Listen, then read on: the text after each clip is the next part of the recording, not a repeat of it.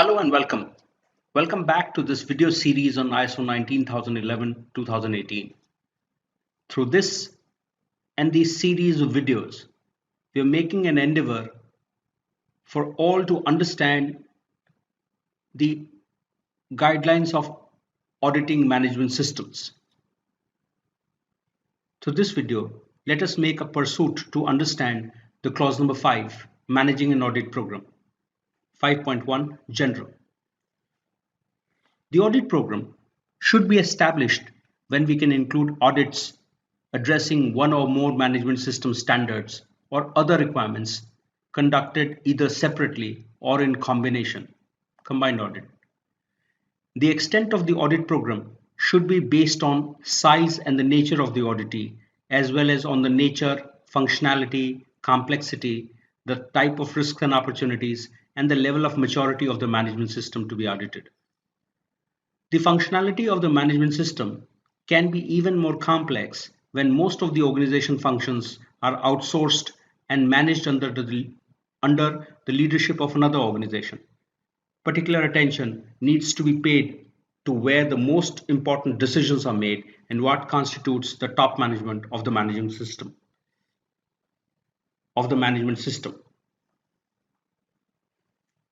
In case of multiple location sites, example different countries, or where important functions are outsourced and managed under the leadership of another organization, particular attention should be paid to the design, planning, and validation of the audit program. In the case of smaller or less complex organizations, the audit program can be scaled appropriately. In order to understand the context of the auditee, the audit program should take into account the auditee's organizational objective, relevant external and internal issues, the needs and expectations of relevant interested parties, information security and confidentiality requirements,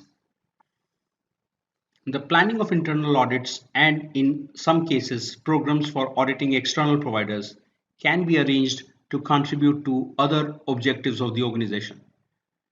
The individuals managing the audit program should ensure the integrity of the audit is maintained and there is no undue influence exerted over the audit.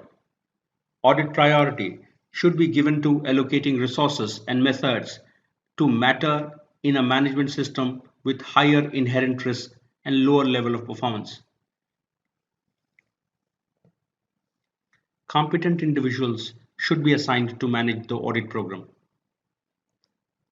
The audit program should include information and identify resources to enable the audit to be conducted effectively and efficiently within these specified time frames. The information should include objectives of the audit program, B. Risks and opportunities associated with the audit program and the actions to address them, scope, extent, boundary, location of each audit within the audit program, schedule, number, duration, frequency of the audits, audit type such as internal or external, audit criteria, audit methods to be employed, criteria for selecting team members, relevant documented information. Some of the information may not be available until more detailed audit planning is complete.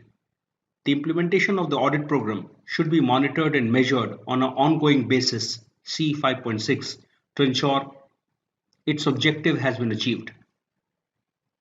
The audit program should be reviewed in order to identify needs for changes and possible opportunities for improvement. Figure 1 illustrates the process flow for the management of an audit program. As part of plan, you establish audit program objectives. 5.3 Determining and evaluating audit program risks and opportunities. 5.4 Establishing audit program. 5.5 Implementing audit program. 6.2 Initiating audit. 6.3 Preparing audit activities. 6.4 Conducting audit activities. 6.5 Preparing and distributing audit reports. Completing the audit, which will become an input for monitoring the audit program and conducting audit follow-ups as required. Monitoring audit program should contribute to 5.7 Act, reviewing and improving the audit program, which should again go back to establishing audit program objectives. Note 1. This figure illustrates the application of Plan, Do, Check Act in this document. Note 2. Clause, subclause numbering refers to relevant clauses, subclauses of this document. Figure 1. Process flow for management of an audit program. So the first step about managing the audit program should involve several activities. That the audit program, one must outline whether the audit program is a combined audit or looking at just one management system, standard audit, or any other requirement to be covered. The audit program should be based on the size and nature of the auditee,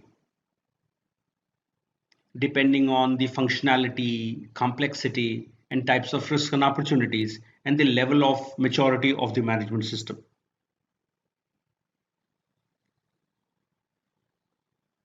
And each time that you find that certain portions of the management system are outsourced, managed under the leadership of another organization, particular attention must be paid to see where most important decisions are being made and what constitutes the top management of the management system. In case of multi-location, multi-site audits, due care must be paid to designing, planning, and validation of the audit program. And in determination of the context of the audit program must take into account the organizational objectives, relevant internal external issues, needs and expectations of interested parties, and the information security and confidentiality requirements of the audit. While setting up the audit program, one must lay emphasis on the 7 principles of auditing and ensure that integrity, professionalism, competence, etc. are taken care during the design of the audit program. Competent individuals must be assigned to manage the audit program. The audit program should include information and identify resources to enable audit to be conducted efficiently and effectively within a time frame. And such information should include the objective of the audit program, risks and opportunities, scope of each audit within the audit program, schedule of the audit type, whether it is internal or external, audit criteria, audit methods to be employed, criteria for selection of the audit team members, and any relevant documented information. When we move further to the other portions of 19,011, the terms being used here of audit criteria and audit methods would be understood with greater clarity. But one must look at using the same flowchart as provided to you by ISO 19011 when you are looking at designing the audit program within the company. And while setting up of the audit program, one must look at this flowchart very, very carefully and ensure that each area is covered well and there is a structure around handling the same. I would go one step further to advise that when you are determining the audit structure in your company, try and follow the same flowchart as provided to you by the ISO 19011 standard.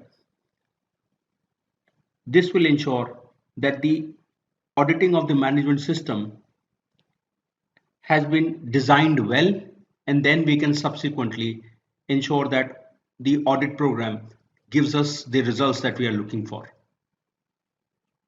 In the subsequent clauses, when we have greater understanding of how to establish the audit program objectives, how do we determine and evaluate the audit program risk and opportunities,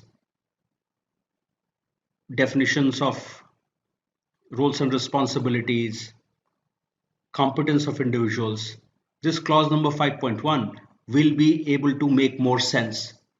But I would recommend that you look at this flowchart very, very keenly and try and ensure that in your audit program structure, none of the elements as mentioned in the flowchart is missed. I hope that this very simple self-explanatory portion of the ISO 19011-2018 has been useful to you. Thank you.